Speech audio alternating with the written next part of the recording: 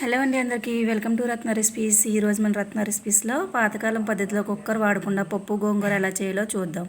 ముందుగా కందిపప్పు నీట్గా వాష్ చేసుకొని వాటర్ పోసుకొని ఉడకనిద్దాం. పప్పు ఉడికాక దాంట్లో మనం కట్ చేసుకున్న ఆనియన్స్, పచ్చిమిర్చి వేసుకుందాం. ఇప్పుడు ఒకసారి కలుపుకుందామండి. మీకు ఎప్పుడైనా టైం దొరికినప్పుడు కుక్కర్ వాడకుండా ఇలా ఒకసారి వండి చూడండి, టేస్ట్ అయితే చాలా బాగుంటుంది. ఇప్పుడు మనం వేసుకున్న ఆనియన్స్, పచ్చిమిర్చి ఉడికేదాకా మూత పెట్టుకొని ఉడకనిద్దాం. ఇప్పుడు ఒకసారి మూత తీసి చూద్దామండి. మనం వేసుకున్న ఆనియన్స్, పచ్చిమిర్చి ఉడికాయండి. ఇప్పుడు మనం కడిగి పెట్టుకున్న గోంగూర వేసుకుందాం. గోంగూర ఇలా డైరెక్ట్గా వేసుకోండి, బాయిల్ చేసి వేస్తారు కదా, అలా వేయొద్దండి. అలా బాయిల్ చేసి వాటర్ తీసేయడం వల్ల దాంట్లో ఉన్న విటమిన్స్ అన్నీ పోతాయండి. ఇది చాలా వరకు అందరికీ తెలిసే ఉంటుందండి, తెలియని వాళ్ళ కోసం చెప్తున్నాను. మనం కుక్కర్ పెట్టుకుంటే వంట ఫాస్ట్గా అయిపోతుంది కానండి, దానివల్ల చాలా సమస్యలు ఉంటాయండి. ఎక్కువ గ్యాస్ ప్రాబ్లమ్స్ వస్తాయి కుక్కర్ వాడటం వల్ల. అందుకని మీకు వీలున్నప్పుడల్లా ఖాళీ దొరికినప్పుడు ఎప్పుడైనా సరే మీరు ఇలా విడిగా ఒకసారి వండి చూడండి, టేస్ట్ కూడా సూపర్ ఉంటుంది. మనం వేసుకున్న గోంగూర, పప్పు రెండు బాగా కలిసేలాగా ఒకసారి కలుపుకొని మూత పెట్టుకుందాం. ఇప్పుడు ఒకసారి మూత తీసి చూద్దామండి. ఇప్పుడు ఒకసారి కలుపుకొని గోంగూర ఉడికిందో లేదో ఒకసారి మనం చూసుకుందాం. గోంగూర ఉడకకుండా ఉప్పు, పులుపు వేయొద్దండి. ఇప్పుడు ఒకసారి చూద్దామండి. గోంగూర అయితే బాగా ఉడికింది. ఇలా ఉడికినప్పుడు మనం దీంట్లో ఉప్పు వేసుకుందాం రుచికి తగ్గట్టు. నేనైతే కల్లుప్పు వేస్తున్నానండి, మీ దగ్గర ఉంటే వేసుకోండి, లేదంటే సాల్ట్ వేసుకోండి. తర్వాత కారం వేసుకుందాం, దాని తర్వాత పసుపు వేసుకొని ఒకసారి బాగా కలుపుకుందాం.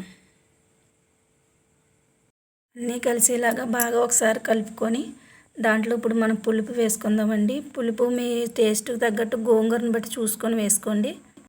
పుల్లటి గోంగూర ఉంటుంది కదండి, ఒకటి పుల్ల గోంగూర అని, దానికైతే అవసరం లేదు. నార్మల్ గోంగూర మామూలుది అయితే కొంచెం వేసుకోండి, పులుపు బాగుంటుంది. పులుపు వేసుకున్న తర్వాత మొత్తం అంతా ఒకసారి అన్నీ కలిసేలాగా బాగా కలుపుకొని మూత పెట్టుకొని ఉడకనిద్దాం. ఇప్పుడు ఒకసారి మూత తీసి చూద్దామండి. మన పప్పు గోంగూర అయితే రెడీ అయిపోయిందండి. ఇప్పుడు దీనికి మనం తాలింపు వేసుకుందాం.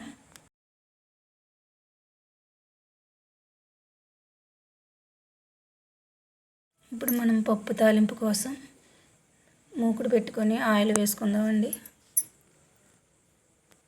మనకున్న బిజీ లైఫ్లో కుక్కర్ వాడకుండా ఉండటం కష్టమే అండి. అలా అని ప్రతిసారి ఇలా వండాలన్నా కూడా కుదరదు కదండి.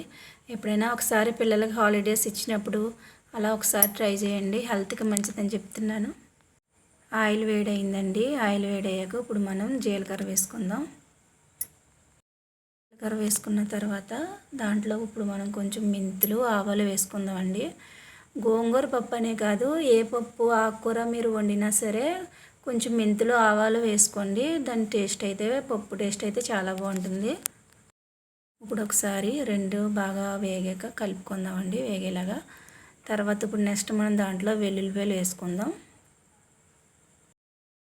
వెల్లుల్లిపాయలు కూడా బాగా ఫ్రై అయ్యేలాగా ఒకసారి కలుపుకొని ఇప్పుడు మనం దాంట్లో ఎండుమిర్చి వేసుకుందాం.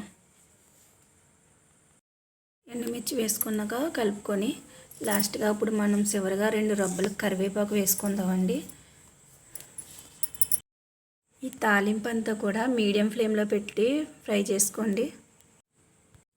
కరివేపాకు వేసాక ఒకసారి అంతా బాగా కలిసేలాగా, మొత్తం తాలింపు అంతా కలిసేలాగా కలుపుకోండి.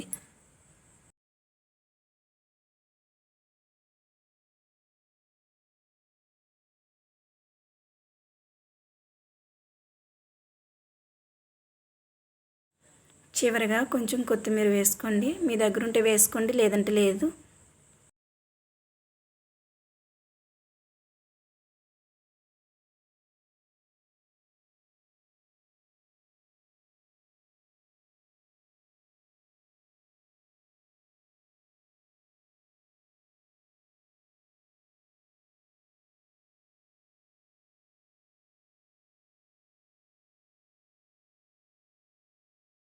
ఇప్పుడు ఈ తాలింపుని మనం పప్పులో వేసుకొని బాగా కలుపుకుందాం ఒకసారి.